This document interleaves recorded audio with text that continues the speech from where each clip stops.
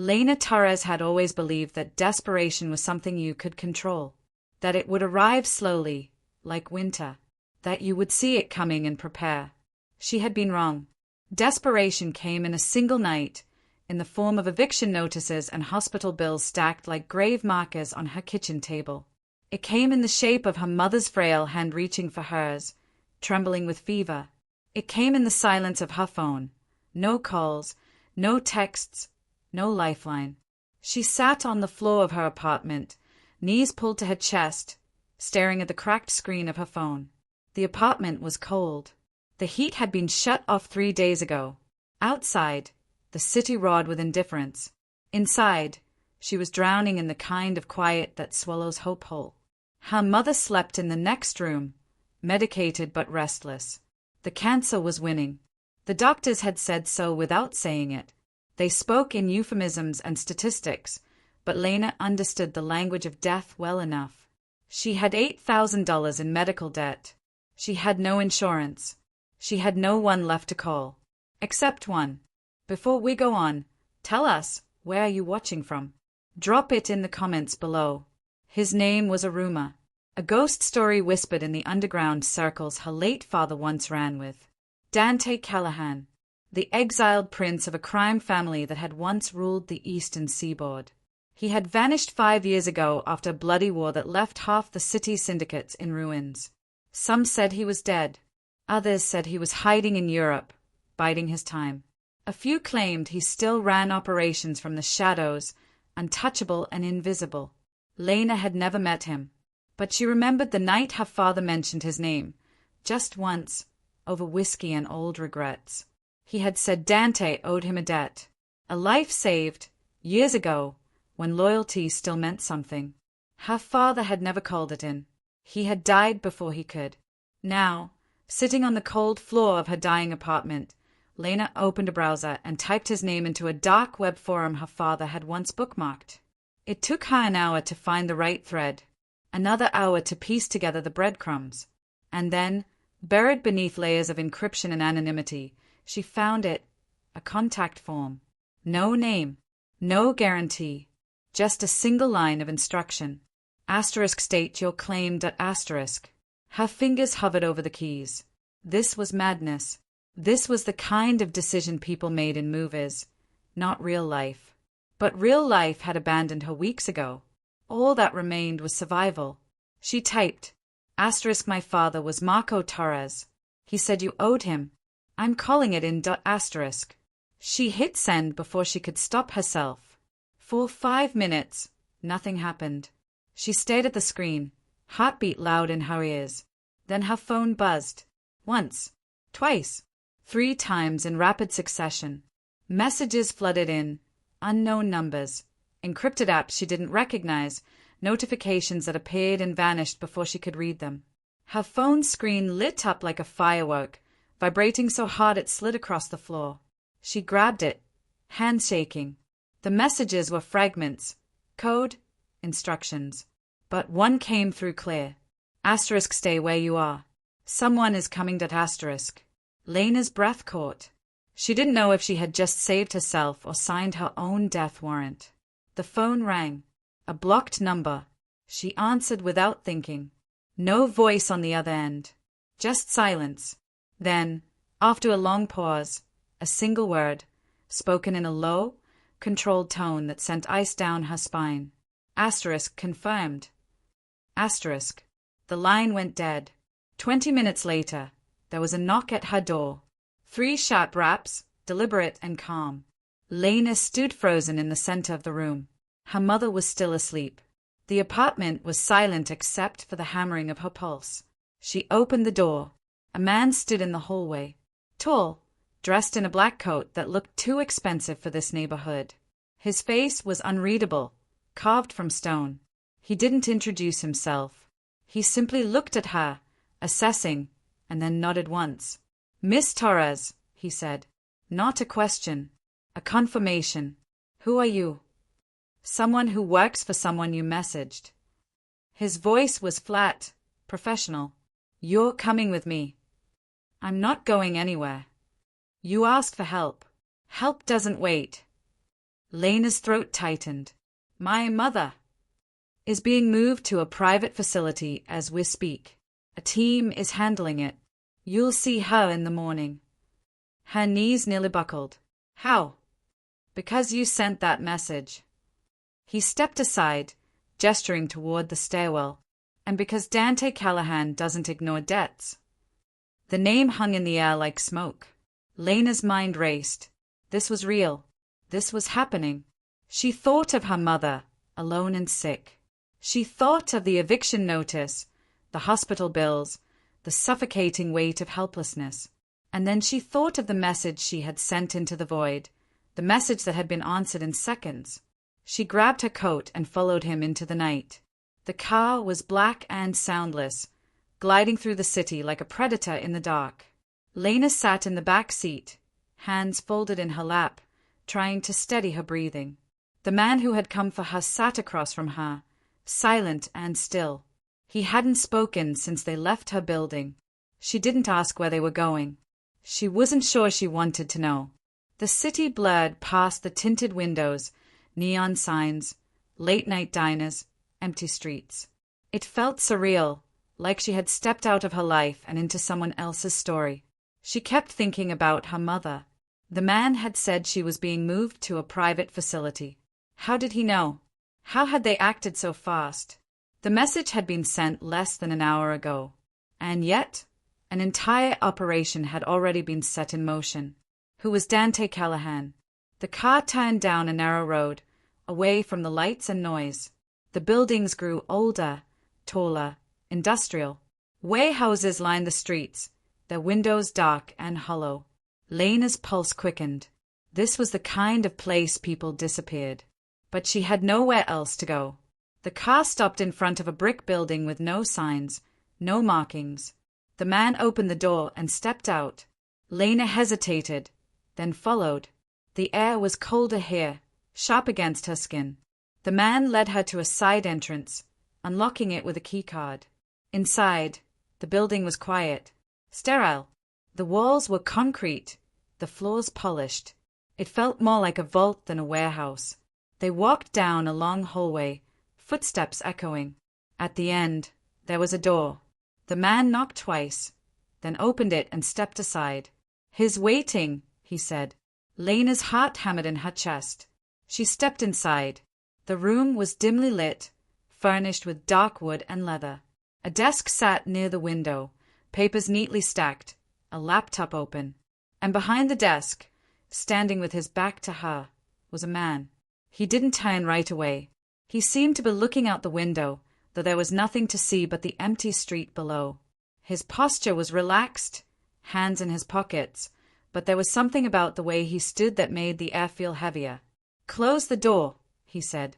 His voice was low, smooth, the kind of voice that didn't need to be loud to command attention. Lena did as she was told. The door clicked shut behind her. He turned. Dante Callahan was not what she expected. She had imagined someone older, scarred, hardened by violence. But the man before her was younger than she thought, mid-30s, perhaps. His face was sharp, angular, with dark eyes that seemed to see straight through her. He wore a tailored shirt, sleeves rolled to his elbows, no tie. He looked more like a CEO than a crime lord. But there was something in his gaze, something cold and calculating, that reminded her exactly who he was. "Lena Torres," he said, as if tasting her name. "Marco's daughter." She nodded, unable to find her voice. He studied her for a long moment, then gestured to a chair. "Sit." She sat. He remained standing, leaning against the edge of the desk, arms crossed. His gaze didn't waver. "You said I owed your father," he said. "You're right. I did." Lena exhaled slowly. "Then you'll help me." "I already am." He tilted his head slightly. "Your mother is at St. Catherine's private wing. Best oncologists in the state. All expenses covered. Your apartment debt has been cleared. You won't be evicted." Her breath hitched. "How?" "Because you asked." His tone was matter-of-fact, as if this were the simplest thing in the world. And because your father saved my life once. That's not a debt I take lightly. Lena's hands trembled in her lap. Thank you. Don't thank me yet. He pushed off the desk, walking slowly around the room.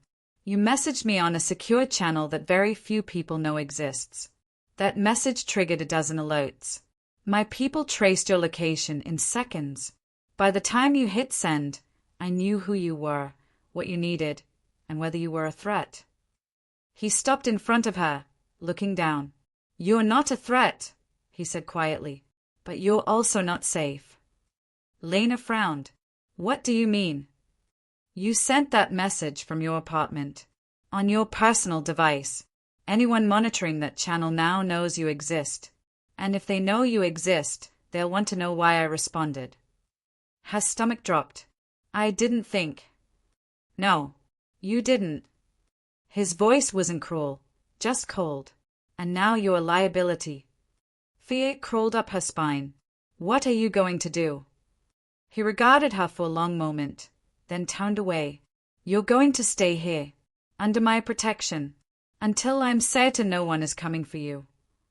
For how long? As long as it takes. Lena stood, panic rising. I can't just disappear. My mother will be taken care of, better than you ever could have managed on your own. He glanced back at her. You asked for my help. This is what help looks like. She wanted to argue, to refuse, to walk out, but the truth settled over her like a weight. He was right. She had nowhere else to go, no other options. She had sent that message, and now she belonged to the consequences. Dante watched her, his expression unreadable.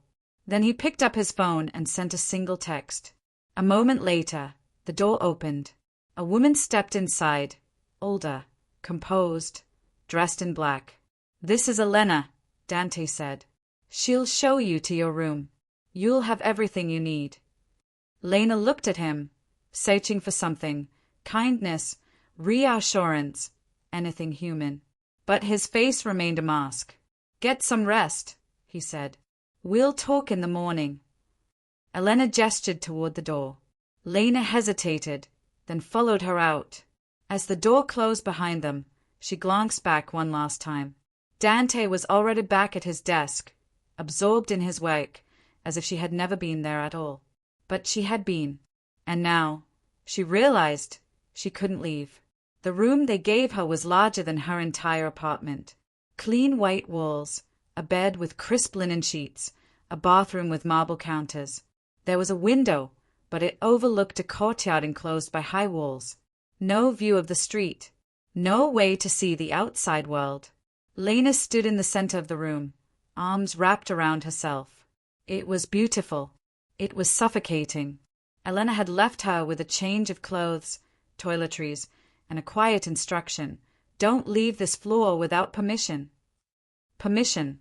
As if she were a guest and not a prisoner. She sat on the edge of the bed, trying to process everything. Her mother was safe. Her debts were gone. She should have felt relief. Instead, she felt hollow. She had traded one cage for another. Sleep didn't come easily. Every sound made her flinch. Footsteps in the hallway. The hum of ventilation. The distant murmur of voices. She lay awake, staring at the ceiling, wondering what she had done. By morning, exhaustion had dulled her fear into something quieter. She showered, dressed in the clothes Elena had left. Simple, well-made, not her style but close enough. When she stepped into the hallway, Elena was waiting. Mr. Callahan wants to see you, she said. Lena followed her downstairs, through corridors that felt more like a labyrinth than a building.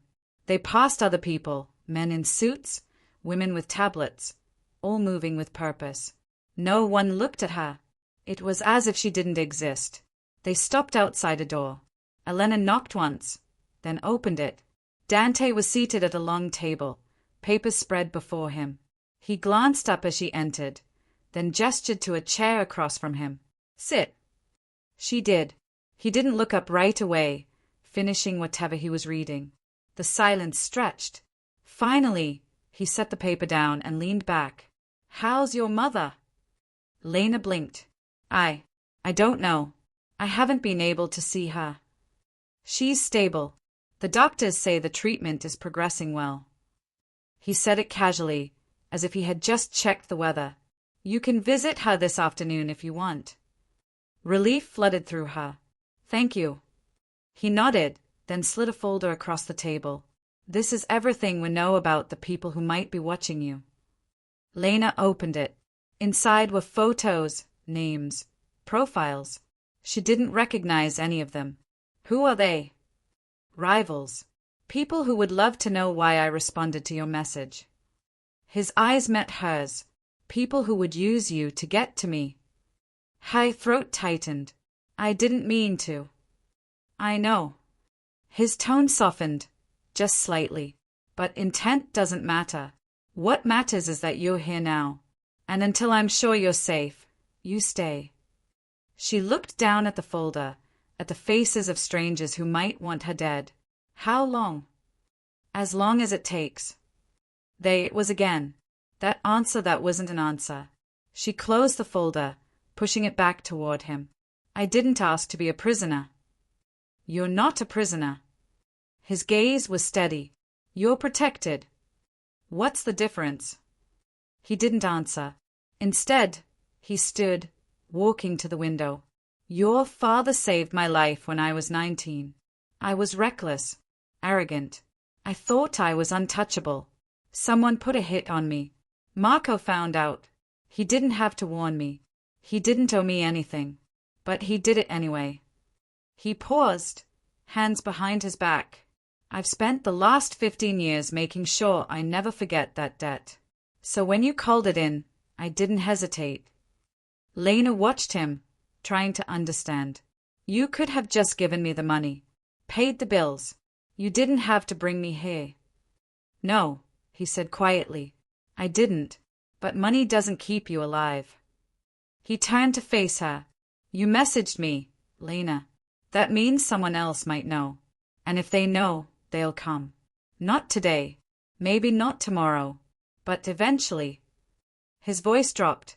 I won't let that happen. Something in his tone made her chest tighten. It wasn't just duty. It was something deeper, something personal. Why do you care? She asked softly. He looked at her for a long time, then turned back to the window. Because your father cared about you, and because I owe him more than money. The room fell silent again. Lena didn't know what to say. She had come here looking for help. She had found something else entirely. If this story has already found a place in your heart, don't forget to like, comment, subscribe, and check the description box below for more stories that stay long after they end. Later that afternoon, Elena drove her to the hospital. Lena sat beside her mother's bed, holding her hand, watching her sleep. The room was private, filled with flowers, monitors beeping softly. Her mother looked better, color in her cheeks, peace in her expression. She's doing well, the doctor had said. Better than expected. Lena should have been happy, but all she felt was the weight of the bargain she had made. When she returned to the building that evening, Dante was waiting in the hallway outside her room. He stood with his hands in his pockets, watching her approach. How is she? He asked. Better. He nodded. Good. They stood there for a moment, neither moving. Thank you, Lena said quietly, for everything. He didn't respond right away. Then, almost too softly to hear, he said, Don't thank me yet. And then he walked away, leaving her alone in the hallway, wondering what he meant. Days passed in a strange rhythm. Lena woke in the same room, ate meals brought by Elena, visited her mother in the afternoons. The building became familiar in the way prisons do, not home, but routine. She learned the sound of footsteps outside her door, the way the light shifted through the courtyard window, the quiet hum of a world moving around her that she could not touch. Dante was always nearby, though he rarely spoke to her. She would see him in the hallways, in the conference rooms, always surrounded by men in suits. He moved through the building like a king through his castle, calm, controlled, untouchable. But sometimes, late at night, she would hear him pacing in the office below her room, back and forth, for hours. She wondered what kept him awake. One evening, she found him in the library. She hadn't meant to. She had been wondering, restless, unable to sleep. The door was open. He sat in a leather chair, a glass of whiskey in his hand, staring at the fire in the hearth. He glanced up as she entered. "Can't sleep." She shook her head. "You." He didn't answer, just took a sip of his drink. She should have left, should have gone back to her room. But something about the quiet pulled her in. She sat down in the chair across from him. "Why did you really bring me here?" she asked. He looked at her, firelight flickering in his dark eyes. "I told you, to protect you. But you don't know me." "No," he said. "I don't." "Then why?" He set his glass down, leaning forward, elbows on his knees. "Because I know what it's like to be desperate, to have no options, to make a choice that changes everything." His voice was low, almost a whisper. "You reached out into the dark, and I answered. That's all." Lena studied him. "You're not what I expected." "What did you expect?" "A monster." He smiled, just barely. "Maybe I am." "I don't think so." His smile faded. He looked away, back into the fire. "You don't know me, Lena." "No," she said softly, "but I'm starting to." They sat in silence after that. The fire crackled. The clock on the wall ticked. And for the first time since she had arrived, Lena didn't feel like a prisoner. She felt like something else. Something she couldn't name yet. If you've ever felt torn between fear and love, you'll understand her. Remember to like, comment, subscribe, and check the description box below. Your support keeps stories like this alive. The next morning, Dante knocked on her door. She opened it to find him standing there, dressed in a dark coat, car keys in hand. "Come with me," he said. "Where?" "Does it matter?" She didn't know why, but she grabbed her coat and followed him. They drove in silence, out of the industrial district and into the city. He didn't tell her where they were going. She didn't ask.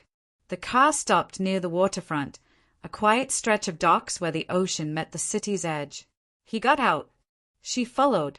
They walked along the pier, the wind cold and sharp, the water black and endless. He stopped at the edge, hands in his pockets, looking out at the horizon. "This is where it happened," he said. "Where what happened?" "Where your father saved my life." Lena turned to look at him. His face was unreadable, but something in his voice had shifted. "I was meeting with someone," he continued. "Someone I thought I could trust. Turns out they'd set me up. 3 men waiting in the shadows. Your father was nearby. He heard the commotion. He didn't know who I was. Didn't care. He just stepped in." He paused, jaw tightening. "He took a bullet meant for me." Lena's breath caught. "He never told me." "He wouldn't have. That's who he was." Dante turned to her. "He saved me that night. And then he walked away. Didn't ask for anything. Didn't want anything. Just left." His eyes held hers. "I've spent 15 years trying to be the kind of man who deserved that." Lena felt something break open inside her. She saw him now, not as the crime lord, not as the shadow in the hallway, but as a man carrying the weight of a debt he could never repay. "You did," she said softly, "when you answered my message." He didn't respond, just turned back to the water. They stood there together, the city behind them, the ocean ahead, and for the first time, Lena understood why she wasn't afraid anymore. Lena began to notice the small things.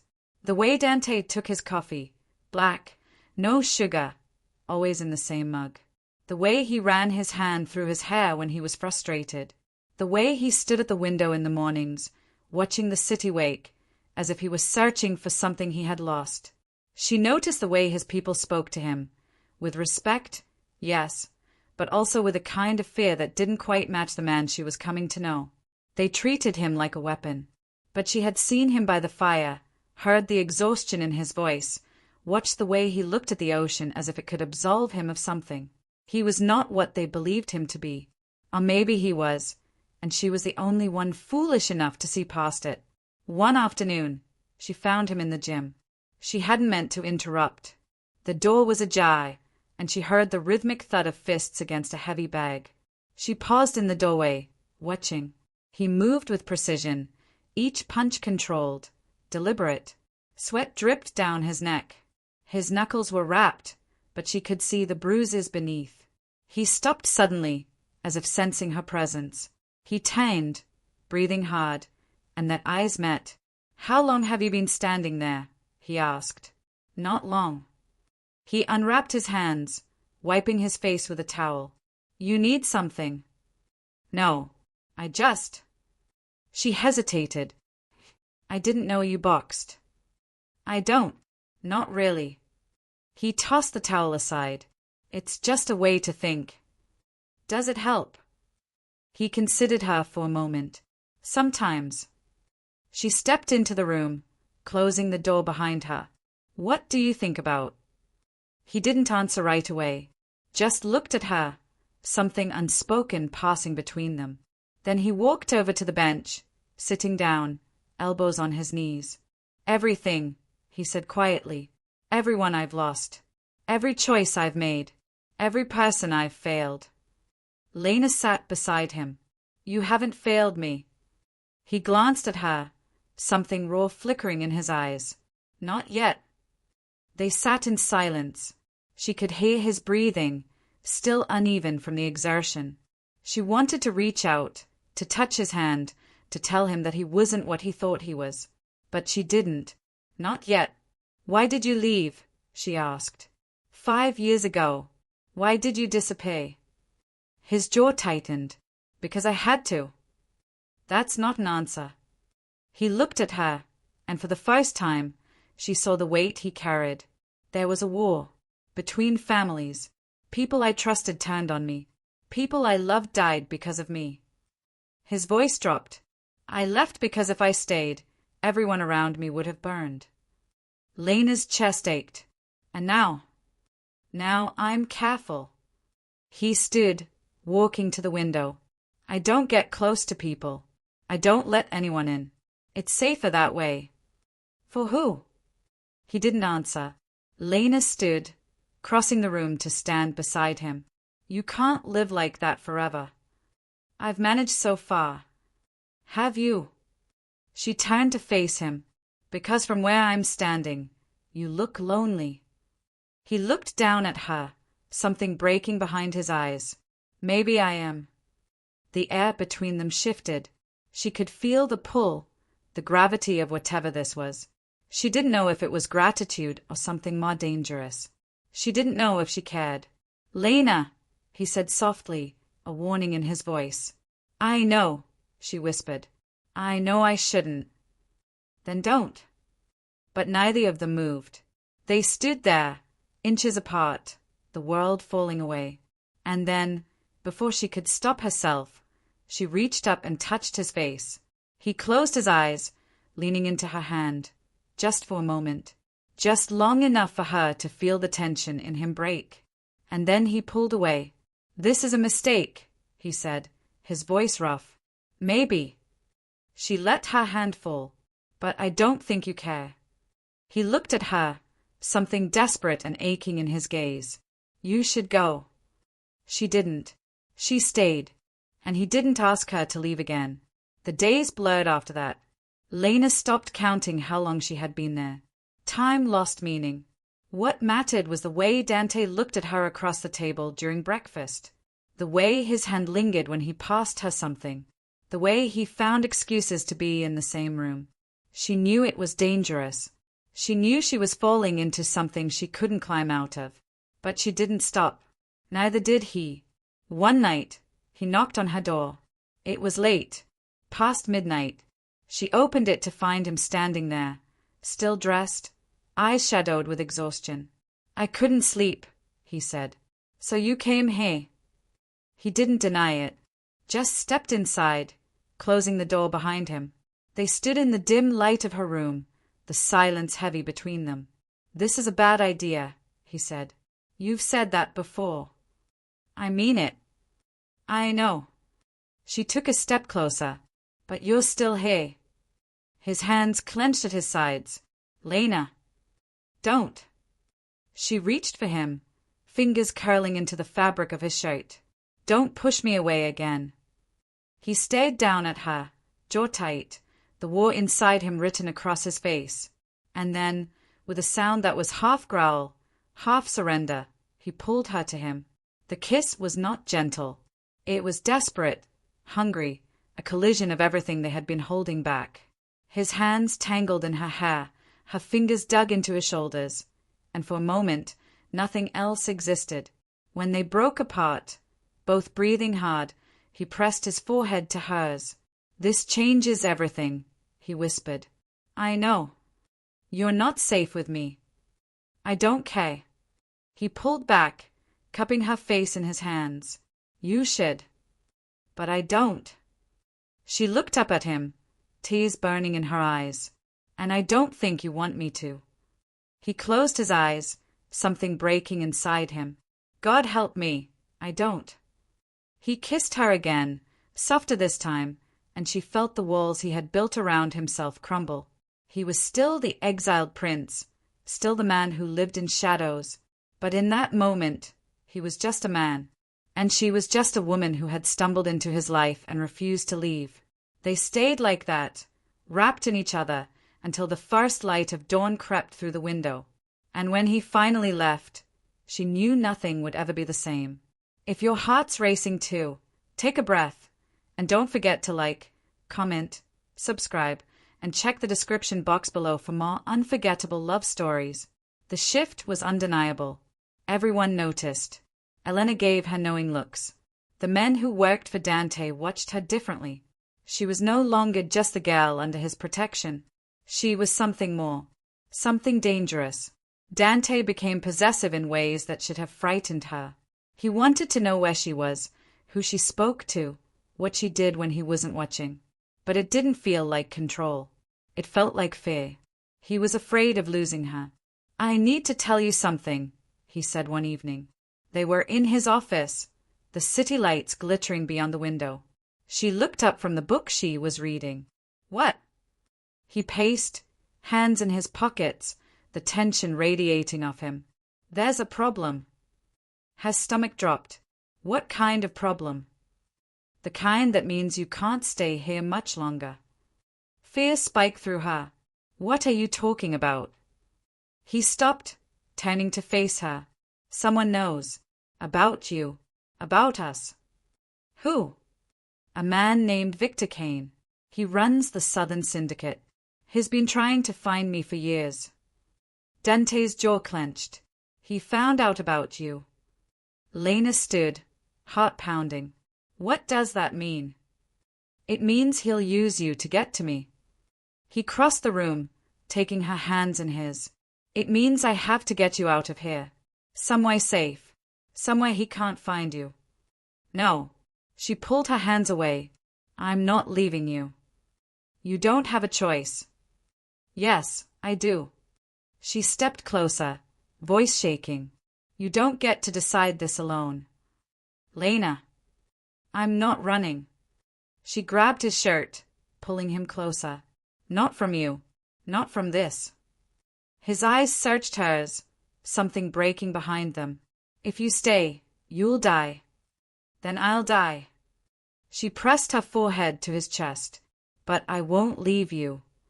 He wrapped his arms around her, holding her so tightly she could barely breathe.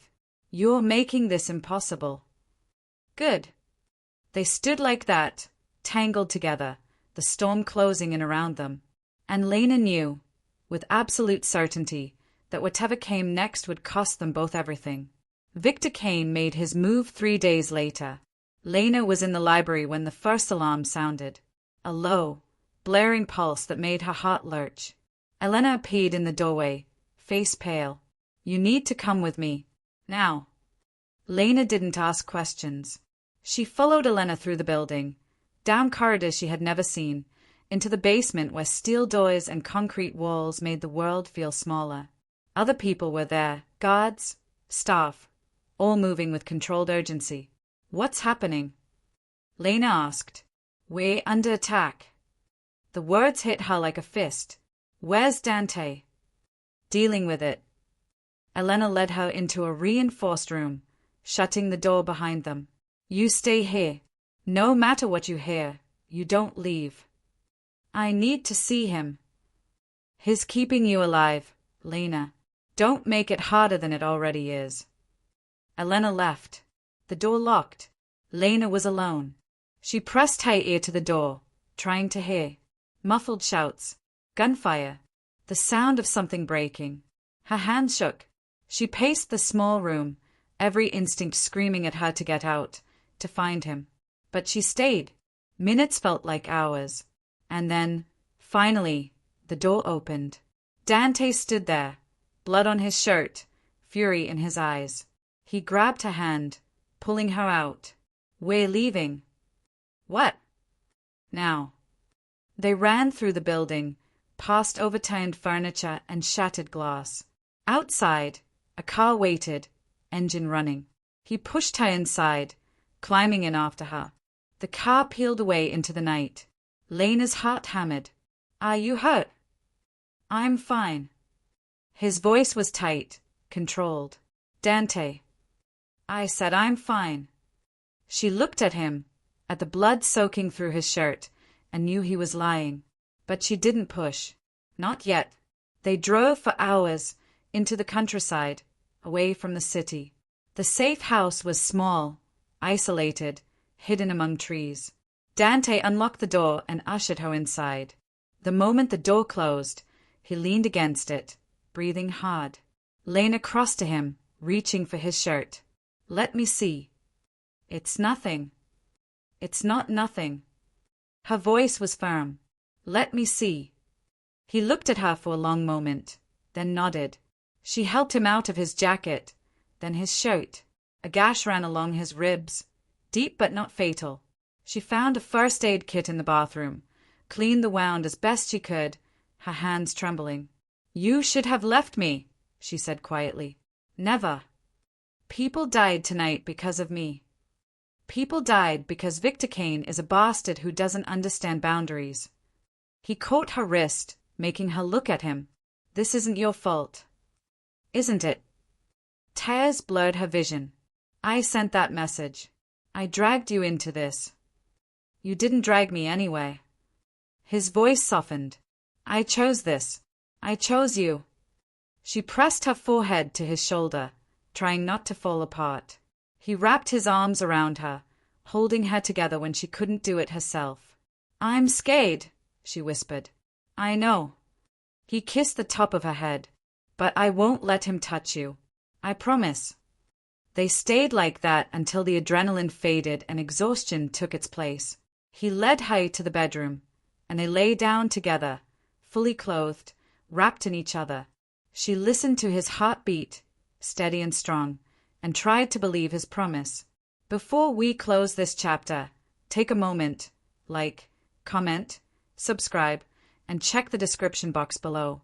Every small gesture helps the next story find its way to you. Morning came too soon.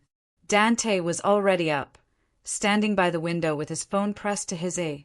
His voice was low, clipped. When he hung up, his expression was grim. What is it? Lena asked. Victor knows where we are. Her blood turned cold. How? Someone talked. Someone always talks. He ran a hand through his hair, frustration radiating off him. We have maybe 6 hours before he gets here. Then we leave. There's nowhere left to go. He turned to her, his closing in from every direction. He's not just coming for me anymore. He wants to make a point. What kind of point? The kind where you end up dead and I watch. Fear spiked through her. Then we fight. You can't fight this. Then what? She crossed to him, grabbing his arms. What do we do? His jaw clenched. I go to him. I end this. No. It's the only way. It's suicide. Maybe. He cupped her face, thumb brushing her cheek. But if it keeps you alive, I'll do it. Don't you dare. Tears streamed down her face. Don't you dare leave me. Lena. I love you. The words fell out before she could stop them. I love you, and if you think I'm going to let you walk into that alone, you're insane. He stared at her, something breaking behind his eyes. You shouldn't love me. Too late. He kissed her then, hard and desperate, pouring everything into it. All the words he couldn't say, all the promises he couldn't keep. When he pulled back, his forehead rested against hers. I love you too, he whispered. God help me, I do. They had 4 hours left when Dante made the call. Lena stood in the doorway, watching him, her heart in her throat. He was calm, too calm, the kind of calm that came before the storm. Victor, he said into the phone. It's me. She couldn't hear the other side of the conversation, but she saw the way Dante's jaw tightened, the way his hand curled into a fist. I'll meet you, he said. Alone. But you leave her out of this. A pause. I don't care what you want. That's the deal. Take it or leave it. Another pause. Then Dante hung up. Lena stepped into the room. What did he say? He agreed. You're lying. He looked at her, and she saw the truth in his eyes. He wants both of us. But if I go alone, I might be able to buy you time. Time for what? To run. To disappear. To live. She shook her head, tears burning. I'm not leaving you. You have to. No. She crossed to him, grabbing his shirt. We do this together or not at all. Lena. You don't get to decide this. Her voice broke. You don't get to sacrifice yourself for me. I won't let you. He pulled her close, holding her so tightly it hurt. I can't lose you. Then don't. She looked up at him. We find another way. Together. He closed his eyes, and she felt the tremor run through him. There might not be another way. Then we make one. For a long moment, he didn't speak. Then he pulled back, looking down at her, something fierce and determined in his gaze. All right, he said. Together.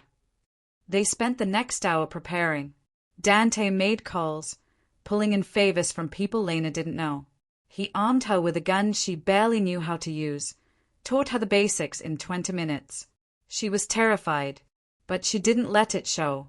If something happens to me, he said, checking his own weapon, you run. You don't look back. You don't stop. You get as far away as you can. Nothing's going to happen to you. He looked at her. Promise me.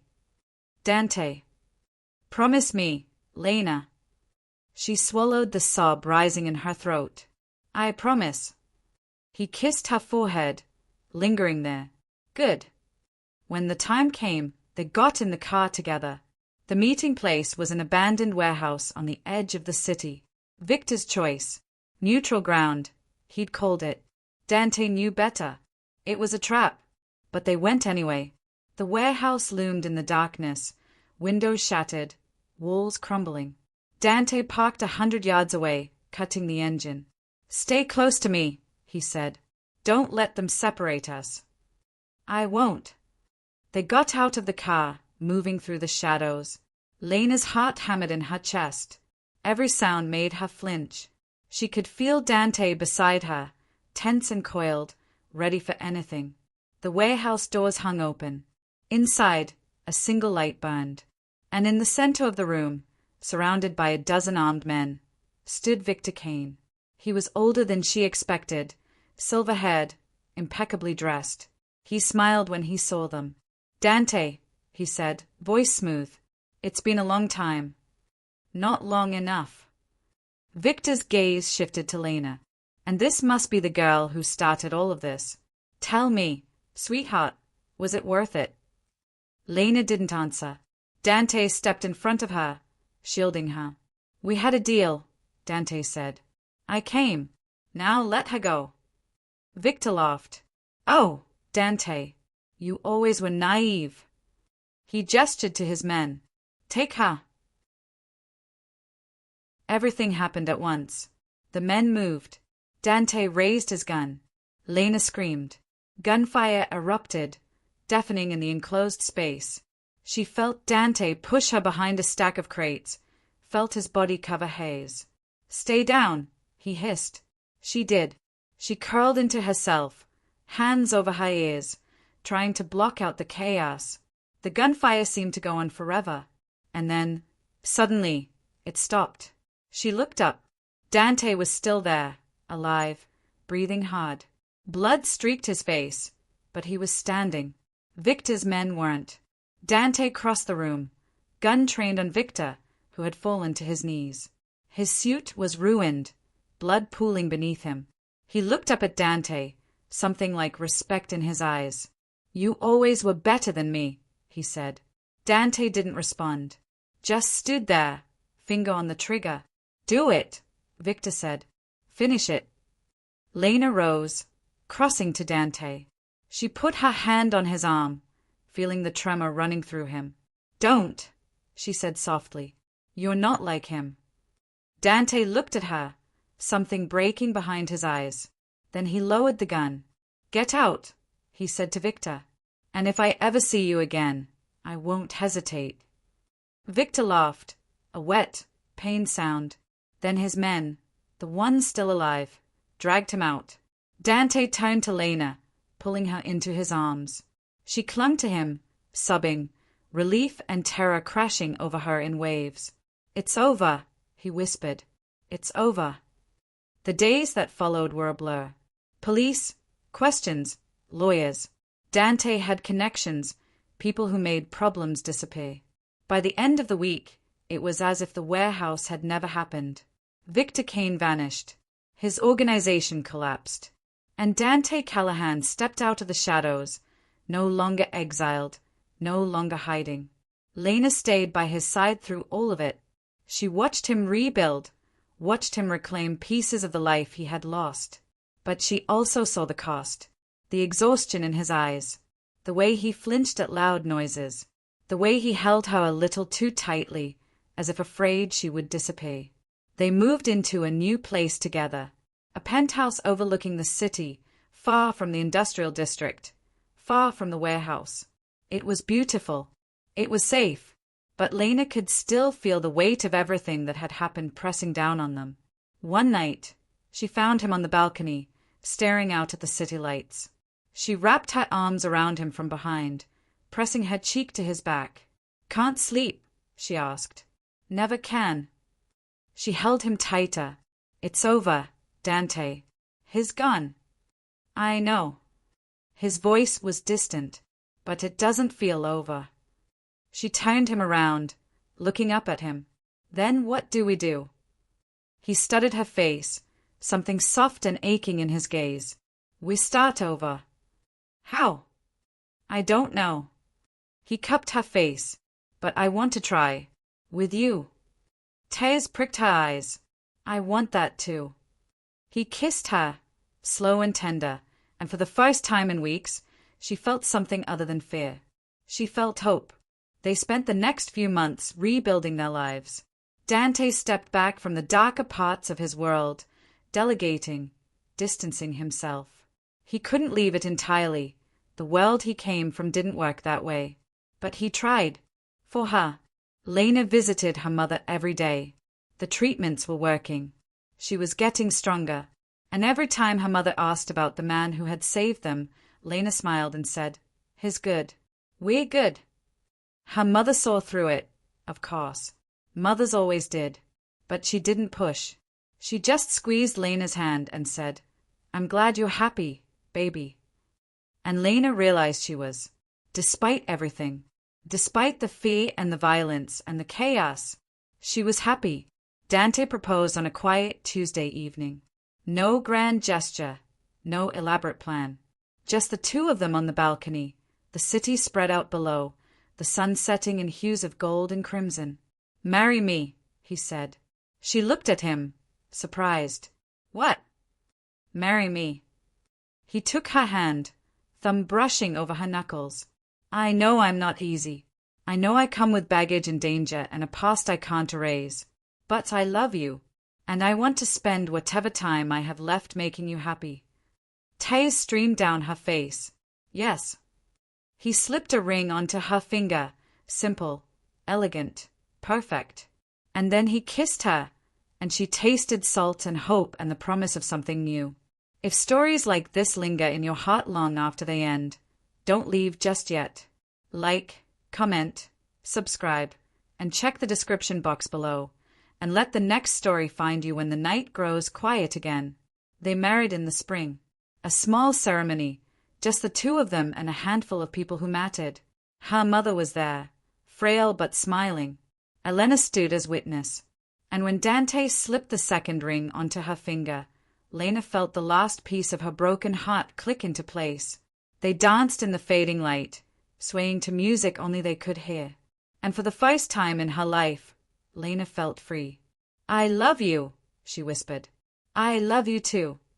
He pressed his forehead to hers. Always. But peace, Lena learned, was a fragile thing. 3 months after the wedding, Dante came home late. She was in bed, half asleep, when she heard the door open. He moved through the apartment quietly, trying not to wake her. But she felt the shift in the air, the tension radiating off him. Dante, she called. He appeared in the doorway, silhouetted against the hallway light. Go back to sleep. What's wrong? Nothing. She sat up, turning on the lamp. Light flooded the room, and she saw the blood on his hands. Dante. It's not mine. He crossed to the bathroom, turning on the sink. She followed, watching him scrub his hands, the water running red. What happened? Something I had to take care of. That's not an answer. He turned off the water, gripping the edge of the sink. Lena, please, not tonight. You can't shut me out. I'm not. Yes, you are. She stepped closer. You said we'd do this together. You said we'd start over. We are. Are we? Her voice cracked, because it feels like you're slipping back into the life you promised you'd leave behind. He turned to her, something raw in his eyes. I can't just leave it, Lena. It doesn't work that way. Then make it work. How? His voice rose. How am I supposed to just walk away when there are people depending on me? When there are threats I have to deal with? By choosing me. Tears spilled down her cheeks. By choosing us. He stared at her, jaw tight, the war inside him written across his face. I am choosing you. No, you're not. She wiped her eyes. You're choosing the same life that almost killed us both. He flinched as if she'd struck him. That's not fair. Isn't it? She laughed bitterly. I married you, Dante. I chose this life. But I didn't choose to be left in the dark, to wonder if you're going to come home alive every night. I'm trying. I know you are. Her voice softened, but trying isn't enough anymore. Silence stretched between them. He looked away, hands curling into fists. What do you want me to do? He asked quietly. I want you to let it go. All of it. Walk away. For real this time. I can't. Why not? Because if I do, someone else will take my place. Someone worse.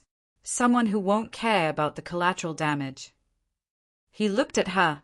At least if I'm there, I can control it. I can keep people safe. But what about us? Her voice broke. What about keeping us safe? He crossed to her, taking her face in his hands. You are safe. You'll always be safe. I'll make sure of it. That's not what I mean. She covered his hands with hers. I don't want to lose you, Dante. Not to this life. Not to the violence. Not to the part of you that thinks you have to carry the weight of the world alone. His thumb brushed away her tears. I don't know how to let it go. Then Len. She pressed closer. Because I can't do this anymore. I can't watch you destroy yourself trying to be everything to everyone. He closed his eyes, leaning his forehead against hers. I'm scared. Of what? That if I let it go, I won't know who I am anymore. Her heart broke for him. You'll be the man I fell in love with. The man who saved me. The man who chose me over everything else. He pulled her into his arms, holding her so tightly she could barely breathe. I don't want to lose you either. Then don't. They stood like that, wrapped in each other, the city quiet beyond the windows. And Lena hoped, prayed, that it would be enough. Dante kept his promise. Or he tried to. He delegated more, stepped back from operations, let other people handle the things he used to do himself. But Lena could see the cost. The restlessness, the way he paced at night, the way his phone rang with calls he ignored. He was trying to be someone else, and it was killing him. One evening, she found him in his office, staring at his laptop, jaw clenched. She knocked softly on the doorframe. Can I come in? He nodded without looking up. She crossed the room, sitting on the edge of his desk. What is it? She asked. There's a problem. He ran a hand through his hair. One of my old associates is in trouble. He's being squeezed by a rival faction. If I don't step in, he's dead. Lena's stomach tightened. So step in. He looked at her, surprised. I thought you wanted me to walk away. I do, but not at the cost of someone's life. She reached for his hand. Just be careful and come home. Something softened in his eyes. I will. He left that night. Lena stayed up, pacing the apartment, checking her phone every 5 minutes. Hours passed, and then, finally, just before dawn, she heard the door open. She ran to him, relief flooding through her. He caught her, pulling her close. I'm okay, he murmured. I'm okay. She buried her face in his chest, breathing him in. Don't do that again. I won't. But they both knew it was a lie. The calls kept coming. The threats. The problems. Dante tried to ignore them, tried to let someone else handle them. But his world didn't work that way. His absence created a vacuum, and nature abhors a vacuum. Within a month, 3 of his associates were dead. He didn't tell her, but she saw it in his eyes. The guilt, the weight, the knowledge that walking away had cost lives. It's not your fault, she said one night. Isn't it? No. She took his face in her hands. You can't save everyone, Dante. You're not responsible for every bad thing that happens. Aren't I? His voice was hollow. I built this world. I created the power structures. I'm the reason these people are in danger. Then tear it down. She looked at him fiercely. If you can't walk away, then burn it to the ground. End it. For good. He stared at her. You don't know what you are asking. Yes, I do. Her voice was steady. I'm asking you to choose. This life or us. Because you can't have both anymore. The words hung in the air between them, sharp and final. Dante pulled away, walking to the window. If I do this, if I dismantle everything, there will be chaos. People will die. People are already dying. More will. Maybe. She crossed to him. But eventually, it will end. And you'll be free. He looked down at her, something breaking behind his eyes. What if I don't know how to be free? Then I'll teach you. He pulled her to him, holding her as if she were the only thing keeping him tethered to the earth. You're asking me to destroy myself. No. She pressed her cheek to his chest. I'm asking you to save yourself. For a long time, he didn't speak. Then, so quietly she almost didn't hear, he said, Okay. It took 6 months. 6 months of meetings, negotiations, betrayals. 6 months of Dante systematically dismantling the empire he had built. He brokered deals, moved assets, handed power to people he trusted, or at least people who wouldn't destroy everything in their greed. Lena watched him do it, watched him bleed himself dry, piece by piece, until there was nothing left but the man beneath. The night it ended, he came home and collapsed on the couch, exhausted. She sat beside him, running her fingers through his hair. "It's done," he said. "I know." He looked up at her. "I don't know what comes next." "Neither do I." She smiled. "But we'll figure it out." They sold the penthouse. Too many memories, too many ghosts. They moved somewhere quiet, somewhere far from the city. A house by the ocean where the only sound was the waves and the wind. Dante struggled at first. The silence was too loud, the stillness too heavy. He didn't know how to exist without the constant urgency, the pressure, the weight of 1,000 decisions pressing down on him. But slowly, he learned. He learned to wake up without checking his phone, to walk on the beach without looking over his shoulder, to sit with Lena on the porch, watching the sunset, without thinking about what came next. He learned to breathe. Lena's mother came to visit once a month. She was in remission now, strong and healthy. She liked the house, liked the peace. She told Lena she was proud of her, that she'd made the right choice. Lena didn't tell her how close they'd come to losing everything. Didn't tell her about the blood, the fear, the nights she thought Dante wouldn't come home. She just smiled and said, "I'm happy, Mom." And she was. One evening, as they sat on the porch, Dante took her hand. "Do you ever regret it?" he asked. "Regret what?" "That message. The one that started all of this." She thought about it, about the desperation that had driven her, about the chaos that had followed, about the love that had grown in the cracks. "No," she said finally, "I don't." He looked at her, something soft and grateful in his eyes. "Neither do I." They sat in silence after that, watching the ocean swallow the sun. The past was behind them. The future stretched out, uncertain and terrifying and beautiful. Dante had been an exiled king, a man who lived in shadows. But now, in the quiet of a life they had built together, he was just a man. And Lena was just a woman who had taken a chance, sent a message into the void, and found something she hadn't known she was looking for. Love, freedom, peace. It hadn't been easy. It had cost them both more than they could measure. But as she sat there, hand in his, the ocean singing its ancient song, she knew it had been worth it. Every moment, every choice, every heartbreak. Because in the end, they had found each other. And sometimes, that was enough. If stories like this linger in your heart long after they end, don't leave just yet. Like, comment, subscribe, and check the description box below, and let the next story find you when the night grows quiet again.